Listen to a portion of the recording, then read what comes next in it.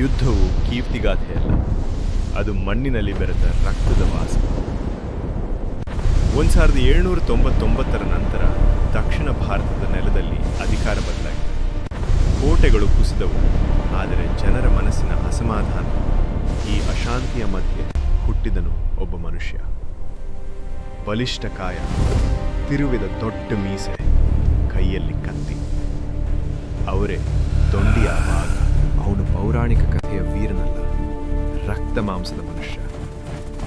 ಸೋತ ಸಾಮ್ರಾಜ್ಯದ ನೆರಳಿನಲ್ಲಿ ಅವನು ಬಂಡಾಯ ಎಬ್ಬಿಸಿದನು. ಅವನ ಸುತ್ತ ಸೇರಿದ್ರು ಕೆಲವೇ ಯೋಧರು, ಆದರೆ ಅವರ ಹೃದಯಗಳಲ್ಲಿ ಭಯ ಇರಲಿಲ್ಲ.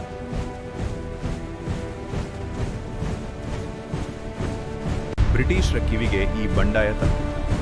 ಅವರಿಗೆ ಇದು ಕೇವಲ ಗಲಭೆಯಲ್ಲ, ನಿಯಂತ್ರಣದ ಪ್ರಶ್ನೆ.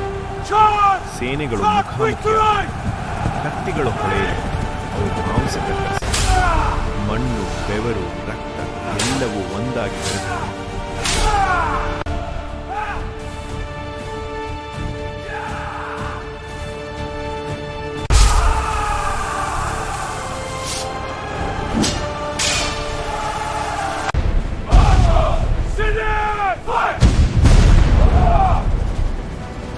ತೋಪಿನ ಒಂದು ಗುಂಡು 10 ಜೀವಗಳನ್ನು ಕಿತ್ತುಕೊಂಡು, ಸೈನಿಕರ ಕಿರುಚಾಟ ಆಕಾಶವೇ ನಡುಗುವಂತೆ ಮಾಡಿ. ಯುದ್ಧದಲ್ಲಿ ಗೌರವಕ್ಕಿಂತ ಮೊದಲು ಬರುವುದು ಬದುಕು.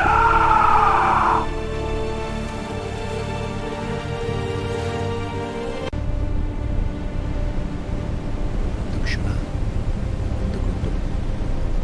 ದೊಂಡಿಯ ವಾಘನ ದೇಹ ಮಣ್ಣಿಗೆ ಕುಸಿದಿತು. ಕತ್ತಿಯ ಕೈಯಿಂದ ಜಾರಿತು.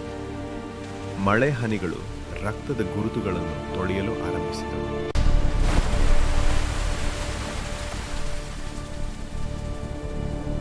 ದೊಂಡಿಯ ವಾಘ ಸೋತಿರ್ಬೋದು, ಆದರೆ ಅವನ ಧೈರ್ಯ ಕರ್ನಾಟಕದ ಇತಿಹಾಸದಲ್ಲಿ ಅಮರವಾಗಿದೆ.